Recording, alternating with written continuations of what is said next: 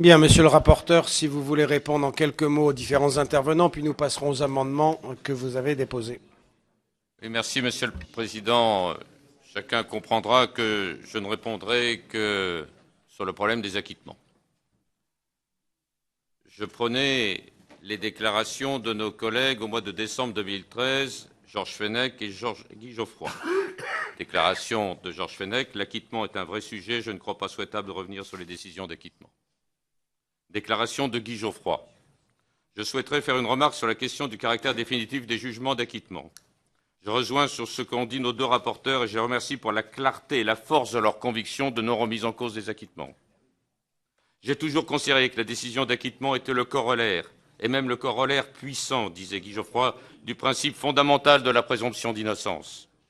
Remettre en cause, après une décision d'acquittement devenue définitive, l'idée que la personne ait été acquittée est d'une certaine manière une remise en cause de l'existence même du principe de présomption d'innocence. Merci Guy Geoffroy. Donc maintenant, je rappelle, oui, il y a que les imbéciles qui ne changent pas d'avis, c'était il y a un mois. Et sur la force simplement d'un fait divers. Sur la force simplement d'un fait divers. Je crois que, en matière de justice, faisons très attention aux faits divers. D'autant plus que vous semblez, certains, dire que ce monsieur est forcément coupable. Ça me semble très, très incertain comme position, je tiens à le dire. Rien ne démontre pour l'instant qu'il l'est. Il y a tout un certain nombre d'explications qui ont été données par ses avocats. Passons là-dessus. Je reviendrai sur simplement 2 ou 3 principes qui me semblent essentiels. Premier élément, il n'y a pas de symétrie entre la culpabilité et l'innocence. Il n'y a pas de symétrie entre un innocent en prison et un coupable en liberté. Ceux qui essayent de faire une symétrie là-dessus se trompent. C'est la première chose. La deuxième chose, remettre en cause les décisions d'acquittement, au besoin en faisant un parallèle avec les ordonnances du juge d'instruction, qui, elles, n'ont pas d'autorité de la fausse jugée et qui peuvent être remises en cause sur ouverture de charges nouvelles, est, à mon avis, une erreur fondamentale. D'abord parce que la décision... Chut, Yann. La décision et la force de l'autorité de la chose jugée, c'est sur des décisions de juridiction, bien évidemment, et rien d'autre.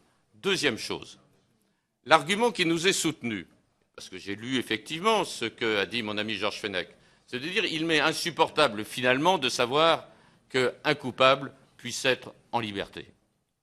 J'y peux rien. Tout le système de la prescription française fait en sorte que des coupables sont en liberté. Et si vous voulez être logique, soyez logique et abandonnez tout le système de la prescription. Parce que je ne vois pas à partir de ce moment-là pourquoi il y aurait sur ces quelques années ou quelques mois qui restent une logique différente. Soit il est effectivement insupportable qu'un coupable soit en liberté, et dans ce cas-là, abandonnons le système de la prescription. Après tout, d'autres pays l'ont abandonné. Deuxième chose, abandonnons le principe de l'opportunité des poursuites. Car le principe de l'opportunité des poursuites donné au parquet est très exactement le contraire du système de légalité tel qu'il existe dans les pays anglo-saxons. Et à partir du moment où vous estimez que tous les coupables ou tous les présumés coupables doivent être poursuivis, c'est finalement votre position, eh bien vous abandonnez le système de l'opportunité des poursuites pour le système de l'égalité. Et ça, c'est le système anglo-saxon, je n'en veux pas. Troisième chose, troisième chose, finalement, tout notre système, qui repose sur le système inquisitoire et non pas sur le système accusatoire, permet d'instruire à charge et à décharge. Eh bien, c'est la remise en cause de cela. Donc, c'est finalement, par le biais de cet amendement, les fondements même de notre droit que l'on change. Je le veux bien, mais qu'on le sache. C'est les fondements même de notre droit complètement. Et c'est l'avis de Madame la garde des Sceaux, puisque j'ai ici les avis de la chancellerie en la matière et qui me soutient totalement sur ma position. Et enfin, je dirais, pour aller même un peu plus loin, quand la personne qui a été condamnée est décédée, a disparu, est morte, on a la possibilité, c'est l'affaire Seznec, de saisir à nouveau la juridiction de la Cour de révision pour décharger la mémoire du mort. Qu'allez-vous faire lorsque le mort a été acquitté et que vous avez découvert de nouvelles charges? Vous allez condamner son cadavre? C'est ce qui existe effectivement dans le système russe. C'est ce qui existe dans le système russe. Et c'est ce qui fait que l'un des avocats qui s'était prononcé contre le système de M. Poutine et qui est mort en prison, des condamnations ont été faites contre lui. Vous voyez, voilà jusqu'où l'on va. Il n'y a pas de symétrie. Si vous essayez de faire une symétrie, vous remettez en cause tout ce système. Cet avis, c'est celui de Robert Badinter. Cet avis, c'est celui de Robert Badinter, et je le dis avec force, puisque c'est ce qu'il nous a dit. Ben pour moi, c'est une référence, je tiens à le dire.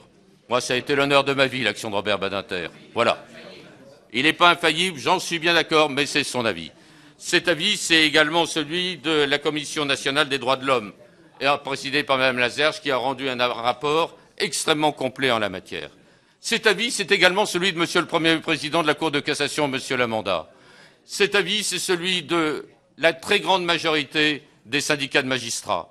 Cet avis, c'est celui de la grande majorité de toutes les personnes que nous avons interrogées. Voilà ce que je voulais dire en réponse. Très bien, merci Monsieur le rapporteur. Je vous propose... Monsieur Rimbourg, vous savez que tous vos vœux sont des désirs que j'exauce. Suspension de séance.